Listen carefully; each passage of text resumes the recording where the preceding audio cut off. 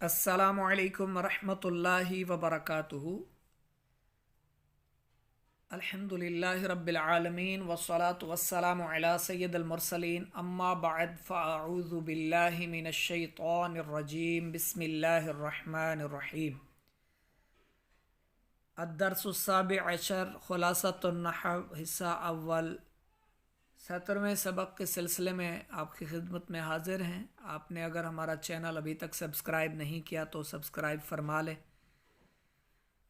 आपके सब्सक्राइब करने से आपका कुछ नहीं जाएगा, हमें फ़ायदा होगा कि हमारा ये मौजू, हमारा ये बयान, हमारा ये दर्स वायरल होगा, ज़्यादा लोगों तक पहुँचेगा और ज़्यादा मुसलमान इससे इस्तिफ़ादा हासिल करेंगे।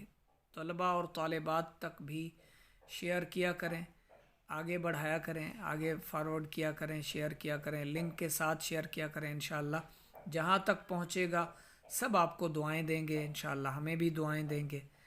अल्लाह करीम आप सबको सेहत और सलामती से माला माल फरमाए, और जो सब्सक्राइब करें और जो शेयर करें अल्लाह करीम उन्हें बार बार हज बैतुल्लाह की सआदत नसीब फरमाए, असबाब अता फरमाए, प्यारे आका सल्लल्लाहु अलैहि वसल्लम की ज़ियारत से मुशर्रफ फरमाए, आमीन। आज जो हम पढ़ रहे हैं वो है अस्माए इस्तिफ़हाम का बयान। अस्मा इस्म की जमा है अस्मा। तो इस्तिफ़हाम का माना है फ़हम चाहना, फ़हम तलब करना, समझने के लिए सवाल करना। जिस इस्म के ज़रिया किसी चीज़ के बारे में सवाल किया जाए उसे इसमें इस्तिफ़हाम कहते हैं। जैसे कैफ़ हालुका, तू कैसा है, तेरा क्या हाल है। ऐना तज़हबू, तू कहाँ जा रहा है। अब आते हैं सवालात अपना नीचे अस्मा की तरफ। अच्छा, इसमें इस्तिफ़हाम के बारे में कुछ और मज़ीद आपको इन्फॉर्म कर दूं ताकि आपके इल्म में इजाफ़ा हो जाए। इस्तिफ़हाम का माना फ़हम तलब करना, फ़हम चाहना। तो ये बाबे इस्तिफ़आल से है, ये बाबे इस्तिफ़आल से है। और इस्तिफ़आल का जो बाब है उसका ये ख़ासा है कि वो अपने माख़ज़ को तलब करता है। अगर आप किसी भी फ़ेल को बाबे इस्तिफ़आल पर लेकर जाएं तो आपको ये समझ आ जाएगी कि आपको उसके अंदर माख़ज़ को तलब करना मिलेगा। ठीक है, तो जब भी आप किसी फ़ेल को, जैसे नासरा, मदद की उसे एक मर्द ने, इसको अगर बाबे इस्तिफ़ाल पर ले जाएं तो बनेगा इस्तिनसार, मदद चाहना। इसी तरह गफ़रा है बख्श देना, मुआफ़ कर देना, गफ़रा। इसको अगर आप बाबे इस्तिफ़ाल पर लेकर जाएं तो बनेगा इस्तिग़फ़ार, बख्शिश चाहना, मग़फ़िरत तलब करना, बख्शिश तलब करना, मुआफ़ी तलब करना, बख्शिश चाहना। ठीक है, तो इस्तिफ़आल के बाब पर अब आपने अगर गौर किया तो चाहना, तलब करना, मदद तलब करना और बख्शिश चाहना या माफ़ी तलब करना या फ़हम चाहना, फ़हम तलब करना। तो इससे आपको एक और चीज़ आपके जहन में आ रही होगी, नून अलिफ ना का इसमें जो है वो आवाज़ आपको आ रही है। तो ये मस्दर की हमने एक कायदा पढ़ा था कि मस्दर के माना में, उर्दू माना में ना आता है। समझने के लिए आप समझ जाइए कि ये मस्दर हैं, इस्तिनसार हो, इस्तिग़फ़ार हो या इस्तिफ़हाम हो, ये सब मस्दर हैं। ठीक है, अब आते हैं सबक की तरफ। जिस इस्म के ज़रिए किसी चीज़ के बारे में सवाल किया जाए उसे इसमें इस्तिफ़हाम कहते हैं। जैसे कैफ़ हालुका, तेरा क्या हाल है।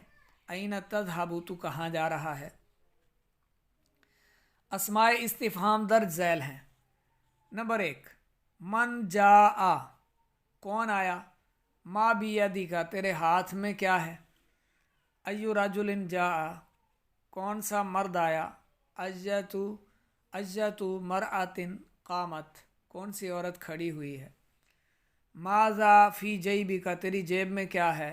कम किताबन लहू, उसके पास कितनी किताबें हैं।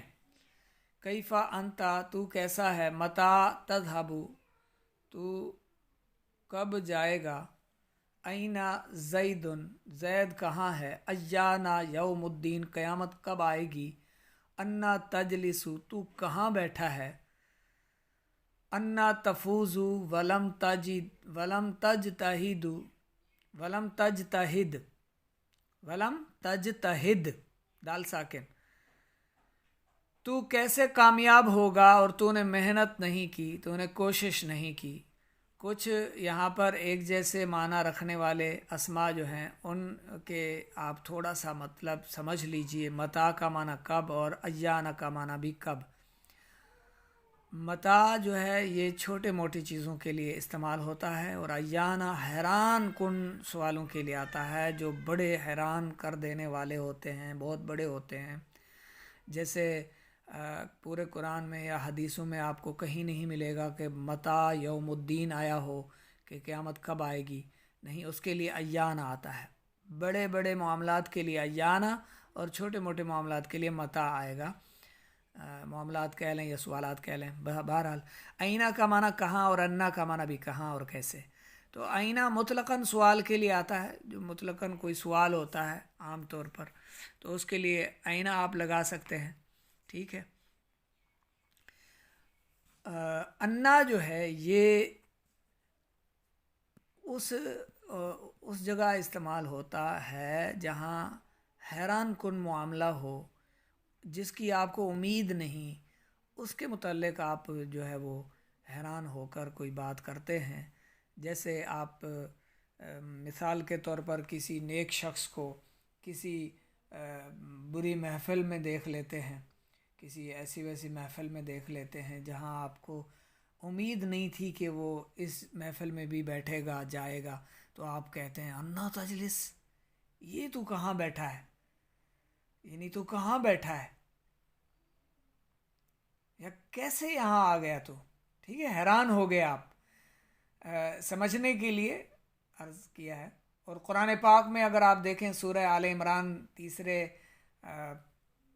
پارے میں ہے، یہ دوسرے پاؤ کے تھوڑا سا آگے ہے۔ حضرت زکریا علیہ السلام نے جیسے مریم رضی اللہ تعالیٰ عنہ کے پاس پھل دیکھے، تو چونکہ ان پھلوں کا کوئی موسم ہی نہیں تھا، انواع و اقسام کے پھل تھے، تو وہ طرح طرح کے ان پھلوں کو دیکھ کر تو وہ حیران ہوئے۔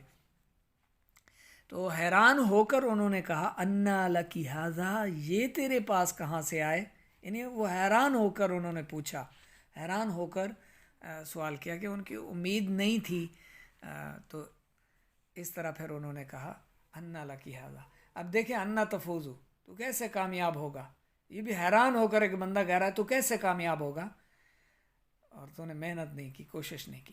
قواعد و فوائد جان لیتے ہیں۔ اس میں استفہام کے بعد ایسا فعل ہو جو اس میں عمل کر رہا ہو تو اس میں استفہام محلاً منصوب کہلائے گا۔ کم یومن سرتا، تو نے کتنے دنوں کی سیر کی، تو اس میں فعل عمل کر رہا ہے تو محلاً جو ہے یہ منصوب کہلائے گا۔ کم سارقاً اخذتا، کتنے چوروں کو تو نے پکڑا۔ ماذا رأیتا،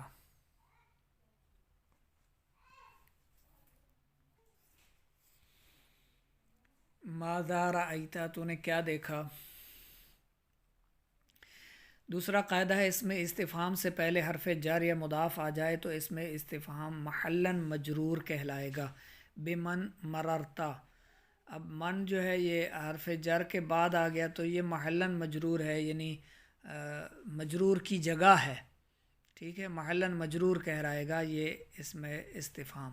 بمن مررتا، غلامہ من نصرتا، اس کا معنی بھی عرض کرتا چلوں تو کس کے پاس سے گزرا، اور کون ہے وہ، کون سا غلام ہے جس کی تو نے مدد کی، کس غلام کی تو نے مدد کی، یوں بھی کر سکتے ہیں، کس کے پاس سے تو گزرا، یہ بھی کر سکتے ہیں، کون، کس، کوئی مسئلہ نہیں، کس غلام کی تو نے مدد کی۔ نمبر 3، اگر مذکورہ دونوں صورتیں نہ ہوں تو اس میں استفہام محلاً مرفوع کہلائے گا۔ جیسے کیف زید، زید کیسا ہے، متی سفرک، تیرا سفر کب ہے، تو اب یہاں پر یہ محلاً مرفوع ہے، یعنی مرفوع کی جگہ پر آ جائے گا یہ، ٹھیک ہے۔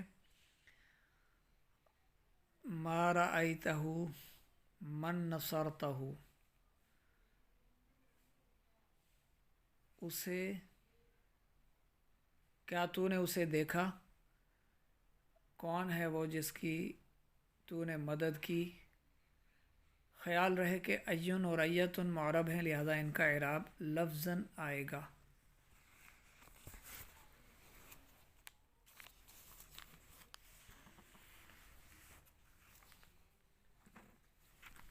اب اس میں آخر میں آتے ہیں تنبیہ، حمزہ مفتوحہ اور حل کے ذریعے بھی کسی چیز کے بارے میں سوال کیا جاتا ہے۔ اب یہاں پر آپ نے 2 حروف استفہام بھی یاد رکھنے ہیں۔ 11 آپ نے اسما یاد کیے، من، ایون، ماذا، کیفا، اینا، انا، ایانا، متا، کم، ایتن، ما، اور 2 ہیں حروف استفہام، یعنی ان کے ذریعے بھی سوال ہوتا ہے، حل۔ جیسے عام طور پر بھی اچانک بندہ کہتا نا یعنی کیا، تو یہ بھی سوال کے لیے، یعنی کیا کے لیے، اور حل بھی کیا کے لیے، حل کا معنی بھی کیا، کا معنی بھی کیا۔ تو اجا از خالد، کیا خالد آیا، بکر عالم، کیا بکر عالم ہے، حل حفظت الدرس، کیا تم نے سبق یاد کر لیا، حل الولد قائم، کیا لڑکا کھڑا ہے۔ مگر یہ دونوں حروف ہیں، لہٰذا انہیں حروف استفہام کہتے ہیں۔ تمرین، اسم استفہام کسے کہتے ہیں، اور اسماء استفہام کل کتنے ہیں اور کون کون سے ہیں؟ جس کے ذریعے کسی چیز کے بارے میں سوال کیا جائے وہ اسے اسم استفہام کہتے ہیں، اور یہ 11 ہم نے یہاں پر پڑھے ہیں، کچھ اور بھی ہیں جو آگے ہمارے سامنے آئیں گے تو انشاءاللہ ہمیں معلوم ہو جائے گا۔ اسم استفہام کا اعراب کس صورت میں کیا جاتا ہے، یہ قواعد فوائد نمبر 1 اور 2 میں آپ نمبر 3 تک اس کو آپ دیکھ سکتے ہیں۔ تیسرا ہے حروف استفہام کتنے اور کون سے ہیں، 2 ہیں، اور حل۔ تمرین نمبر 2، غلطی کی نشاندہی کیجیے۔ جس حرف سے سوال کیا جائے اسے اسم استفہام کہتے ہیں، جس حرف سے سوال کیا جائے اسے اسم استفہام کہتے ہیں نہیں، بلکہ جس اسم کے ذریعے سوال کیا جائے۔ دوسرا ہے اسم استفہام کے بعد فعل ہو تو اسم استفہام محلاً منصوب کہلائے گا، نہیں بلکہ فعل ہو جو اس میں عمل کر رہا ہو تو پھر محلاً منصوب کہلائے گا۔ نمبر 3، حروف استفہام 3 ہیں، 3 نہیں 2 ہیں حروف استفہام، اور حل۔ آگے تمرین اس کی بھی حل کر لیتے ہیں۔ درج ذیل جملوں میں اسماء استفہام کا اعراب بیان کیجیے۔ تمرین نمبر 3 کی آپ کو الگ سے ایک ویڈیو بنا کر پیش کی جاتی ہے، انشاءاللہ کی جائے گی، تو فی الحال ویڈیو طویل نہ ہو جائے، آپ یہاں تک اس سبق کو لکھ لیں، سمجھ لیں، جو آپ کو ڈاؤٹ ہو، سمجھ میں نہ آیا ہو تو آپ سوال کر لیں، جو ہمارا بحث کا گروپ ہے، یا جو پرسنل میں پوچھنا چاہیں تو بھی سوال کر سکتے ہیں، پوچھ لیا کریں۔ پوچھنے سے علم میں اضافہ ہوتا ہے، کمی نہیں ہوتی۔